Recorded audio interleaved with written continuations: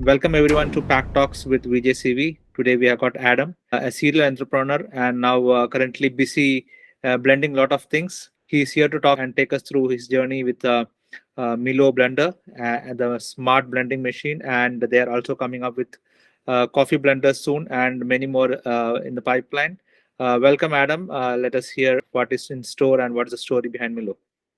Sure. Hello, everyone. So, yes, my name is Adam. We started Millo back in 2016. The product publicly first was announced in Kickstarter, which happened in 2017.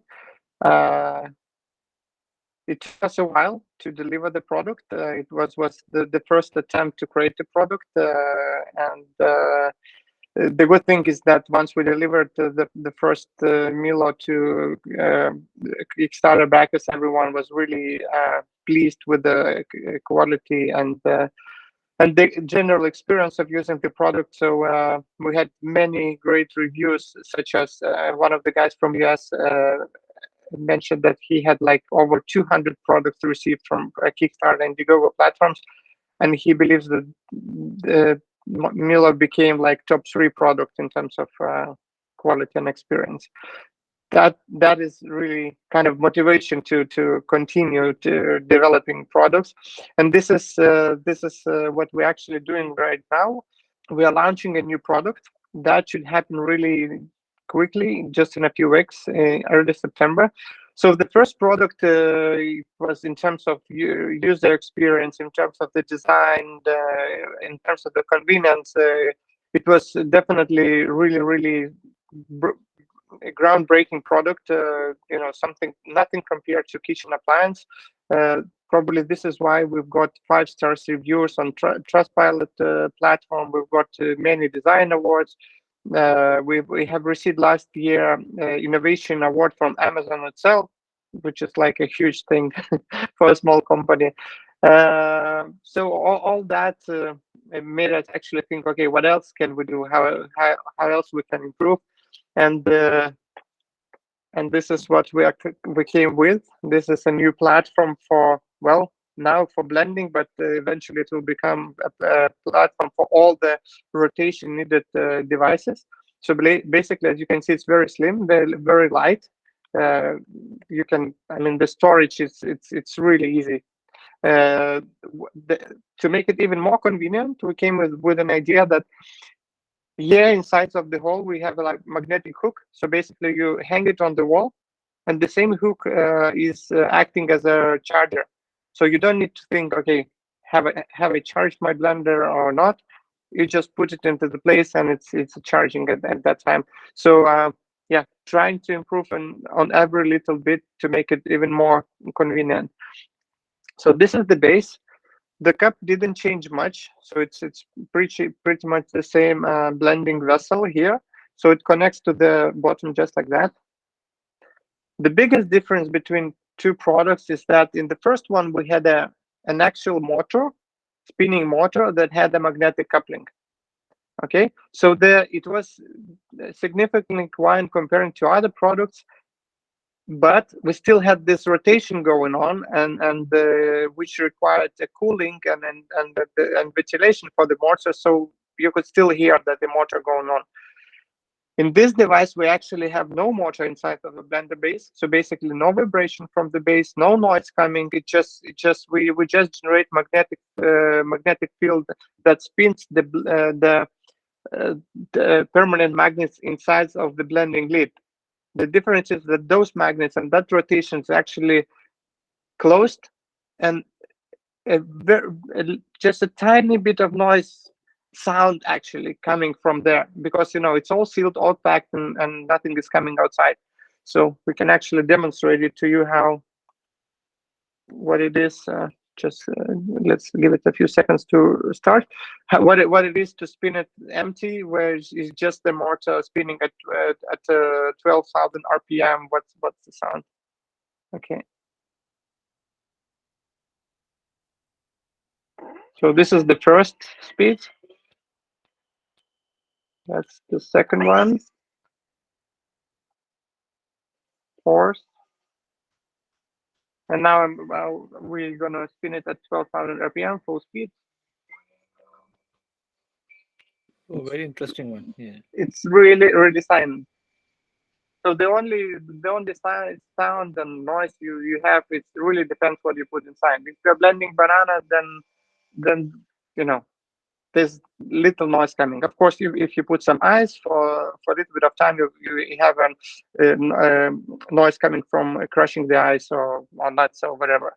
The other interesting thing that in terms of this safety, at any time I can actually disconnect it just like that and nothing happens. Nothing. They're just two separate parts. So even though blenders are not such appliance to use for children, but this one, you can give it and be confident that nothing will happen, and even children can use it. So yeah, to sum up, we kind of pushing the barriers of new generation kitchen appliances, starting with the blending vessel on top. The next one is coffee grinder that we're developing. Then there will be juicer. Then there will be chopper. Anything that you use in your kitchen. Eventually, what we want to take this technology and actually implement it inside of the kitchen table. So basically, this part disappears, and all you have is just containers that you put on top. And once you combine this with induction, a new type of cooking is happening. Then basically you have a place where the pot is actually cooking and mixing at the time, and then because we're able to determine change of food consistency, actually it can cook for you. Just decide what temperature, what speed to use, when is actually the food is ready. So that's the future that we are heading to. Of course, again, limited resources. We need to choose and prioritize what we do first.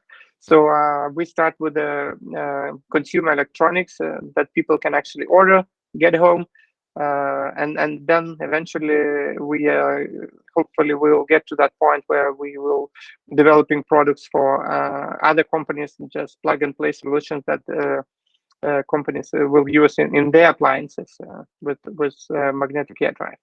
Adam, to take a little step back and to talk about from where you're coming, the country. You're from the capital city of Lithuania, a small country, but doing amazing things. Take us through that in terms of how it is to come into the big stage and delivering a very innovative smart kitchen product, sitting in a city like Winlias. So it should be amazing. The feeling must be great. So take us through that. My personal background, before that, I was doing more traditional kind of entrepreneurship, like interior design and that kind of businesses before. And then at some point, I started looking for an idea that can actually scale globally, something that can actually be created here in a small country as Lithuania, and then scaled for the whole world. And one of the ideas that came to my mind is actually create the best blender to solve a problem of having a noisy blender at home and doing sports and drinking smoothies and sports shakes in the morning. So at that point, it looked like, okay, that could be a nice hobby. And then the hobby actually became day and night activity, and nothing else is possible actually at this stage. Like it's all about this business. Yeah, so I'm really enjoying creating a product, even though my education is more into the marketing and business development. Now I kind of get a good understanding of what it's like to create a technological product and actually launch it on a global scale. Superb, Adam. Can you take us through the specifications of the product that you have in terms of, from a layman's point of view, do I need to keep charging after every blending, or does it? Is it like a mobile charge wherein the charging would be there, and I can use it for multiple times? So how does that happen, and how fast does the charging happens, and all those things? Sure. So the core technology in the base is a magnetic air drive. So basically, it's a part of a motor stator that generates a magnetic field. That's the core technology that we're using. Then we have batteries. Basically, those batteries converts to the electricity to magnetic field within the stator. And of course, we have a main PCB that controls the stator, what becomes a motor once you connect a blending lead on top. So controls are very simple. So you can control like speed, basically selecting which speed do you want to use, or you can actually set up. You can use one of three presets. So those can be changed on the phone. So for example, you want to have a special mode for crushing ice, and so there's some way how to do it better. So basically, you save and assign it to your base. Or another preset could be that you really want to keep it silent, like maybe blending a little bit longer but at lower speeds. Then you assign a button for that, and I don't know, your favorite green smoothie that you want to blend not until then, but stay somewhere in the middle, so you have some parts left to digest, which is good for health. So those are three ways to control it. What else is unique is actually that we are able to recognize change of smoothie consistency when it's blending. So basically you can set up level of consistency you want to get to. So an example could be how you want your meat, like rare, medium rare, or well done. I don't know. I do not have words for smoothie yet, but probably they will come as well. Yeah. So you just set up the way how you want it to blend, and the blender will do it for you, and it will just stop at the right point at the right time, and you get that. So it's a kind of learning for both for the user and the technology. If you get it right, then you just assign it. Okay, that's my best blended smoothie. If you don't want to silky smooth, but somewhere in the between. So those are the ways how to control it. Charging, again, as I said, it will be hanged on the wall, charger connected to the magnetic hook. So if you put it, it will charge it until the full and it will stop. If you want to take it with you, yes, you can take the charger with you and charge it where we're using it. So it should take about a couple of hours to get to the full charge. Again, depending on the charger you use, we might have a couple of options to speed up the process. And with the battery capacity that we're currently using, so we were talking about 10 smoothies, which is a good number of smoothies. If you, let's say you're doing a smoothie every day, so you're good for the whole week if you want to take it with you. Yeah, talking about the cup. So we have about half a liter for the smoothie or whatever you're blending. We have a smart lid. That is actually when you put it on the top of the base, it recognizes the actual lid. So a user can be assigned to a lid. Let's say you're sharing the base in the office, and a couple of blending leads. I don't know, maybe everyone has its own blending lead just for hygiene, and it will recognize. Okay, now it's Adam is using the blender. What are his presets? And it will just basically default to those custom settings, and also record that. Okay, I did a smoothie, and yeah, if I am tracking how many smoothies I'm blending, then it just goes there. So the last bit is a mobile application. No, it's not remote control. I think that would be way too much. You don't need a remote control for a blender. Recipes, creating recipes, the way how the smoothie is blended, and sharing it with other people. So basically, it's a different kind of recipe. It's not only what you recommend to put in, right? But it's actually how you want to blend it to get the same result. So, okay, you put bananas, spinach, nuts, but then how do you blend it? Do you want to leave some parts there? So this is an extra bit that no other blender have it at this moment, and we are able to provide that. And also mobile app is for updating the newest firmware. So because we're using touch screen and no physical buttons, those dots can become anything. We create a new feature, or I don't know, our user suggests let's do this and that, and we implement that. So we release the newest version, and let's say you bought it 1 year ago, and you get the newest firmware and get like all the best features. Very similar to using a mobile phone or computer. So it's constantly upgrading, even though you have the same hardware. That's pretty much about a simple Awesome. blender. Awesome, Adam. It's definitely indeed a smart blender. What I could understand is that all the updates will happen over the air. The features can get upgraded whenever you come up with a new version of that. So you spoke about the leader recognizing the person, the user, and then making the adjustments accordingly. And also, you were talking about the consistency of the smoothie, the thickness, and other things. So, does the equipment inside has a sensor to sense that? How does the mobile app understand that it has reached a certain consistency, or is it depending upon the time for which it has been used at some certain speed? How does that happen? Yeah. So basically, all this is happening inside of the blender, and due to the nature of this solution, where we're using where we have direct connection between the motor and the blending vessel. Basically, when you're blending, in the beginning you're using a lot of energy because those are the hard ingredients, and then you're getting to use less and less energy because it's becoming soft. At some point, there's no difference between energy consumption. So now we understand, okay, nothing is happening anymore. So it's blended to its maximum, and there's no point of blending. So this is the way, just in simple way to understand. It's a little bit more complicated. Just by sensing the change of the energy consumption, we're able to detect where we are at a certain point. And of course, this can be communicated to a mobile device just to show it. Great.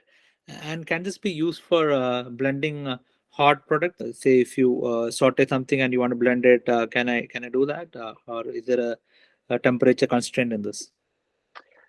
Basically, with all the blenders that blending like in the personal cup or on the go cup, the thing is that the blending is happening in the sealed condition, which is good because you're not getting any extra oxygen, and which is it stops the oxidizing process and prevents losing nutrition.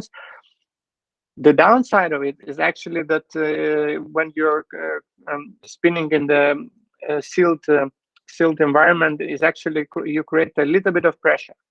So if you're blending cold ingredients, the pressure is minimum. But once you put hotter ingredients, then the pressure becomes too much, and yeah, it's just inconvenient because when you open the vessel, you have like a little bit of explosion, which is not convenient. So the answer to your question is no.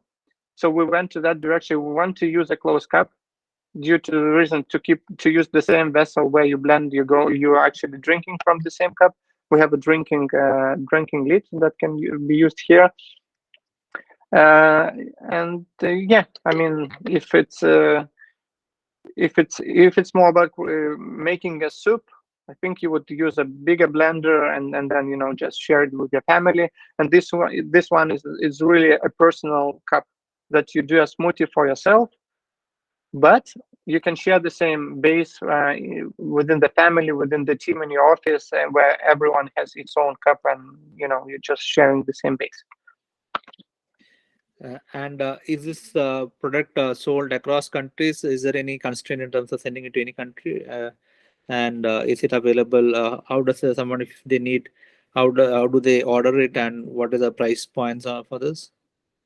So the price point, our current version of the blender is we are selling at 299 $299. So definitely it's upper part of market, premium product, and we will continue at that level.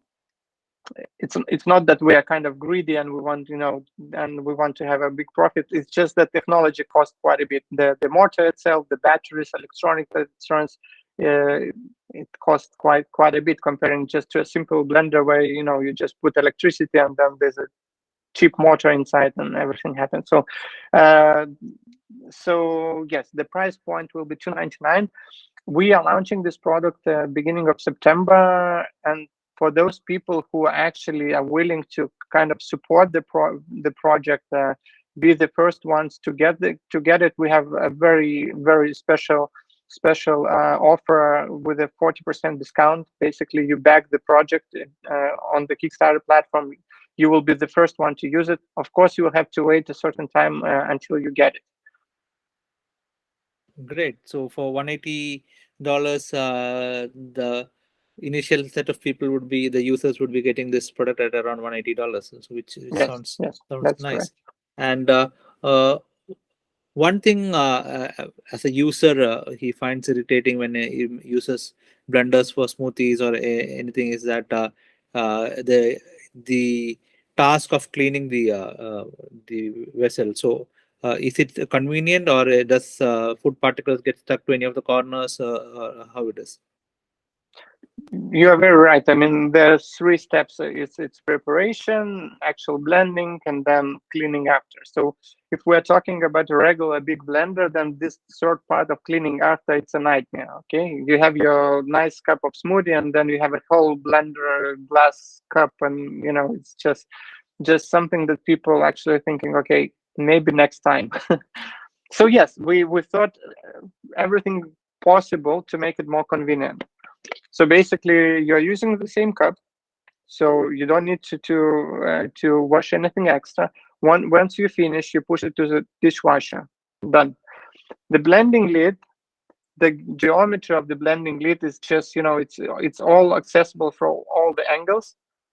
If you're actually washing it straight away after the blending, it's just rinsing it for a few seconds under the water and it's clean. If not, you can put it again into the dishwasher machine and it will be clean as well.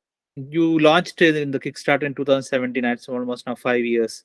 So how many users and in how many countries has the product reached so far in the last, say, the product would have been rolled out after the Kickstarter, maybe after a couple of years and all.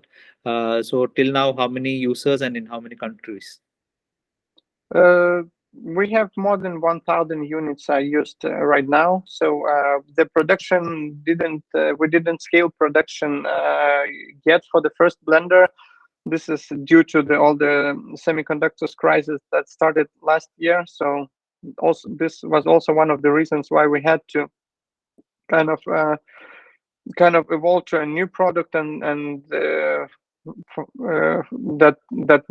that we use new components available on the market. So we literally just launched the product and then faced this crisis. And but the good thing is that I think we ended up with a even more advanced product that hopefully this one will be scaled properly and all across the world with much higher numbers.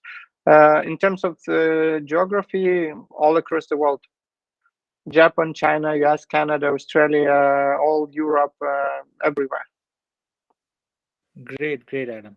And I hope the product reach to higher numbers as early as possible. I am particularly interested about the coffee blender. By when are you planning to launch it, and does that have similar features or any additional features that you will have in the coffee blender? So for coffee grinder, the prototype that we're working right now, so it's a conical coffee grinder, and the what is special about it is that actually coffee is grounded and drops straight under the conical burns. So basically, there's no coffee left in the conical burns, and every time you grind your coffee, every time you get the precious coffee, not part of the coffee that was left from the last time. So I think that people who are into specialty coffee and appreciate a good taste of great coffee, fresh coffee, they really will love this new accessory that will be compatible with the same base. So people who will buy the base first, then they will just get an accessory for using it with grinding a fresh coffee every morning. Adam, after talking to you for the last half an hour and looking at the ideas that you have, do you have in future any plans of coming out with an island table or a dining table which will have automatic magnets and you just keep the devices on top of that and people can start mixing things and just pour it and have their food right away on the table? That's our vision. We want to have this technology integrated in all the kitchens. And the biggest advantage is that it's really sustainable way of producing appliances. So we're talking not about reusing or recycling. We're actually talking about producing way less appliances to do the same job. So basically, one drive in your kitchen, and you get all the functions that previously required, I don't know, up to seven different devices, each with a separate motor, each with a separate electronics, and some of them with batteries. And so, yeah, so that's our vision, and this is something that's really important to us. And we see that this technology is actually able to take us to this point. Awesome, Adam. So it was great talking to you, Adam. And so we were listening to Adam, who has come out with a solution with a product called Millo, which can help you with the morning sports smoothie to the evening cocktail or mocktail mixer. It's up to you in terms of how you want to use it, and very convenient in terms of charging.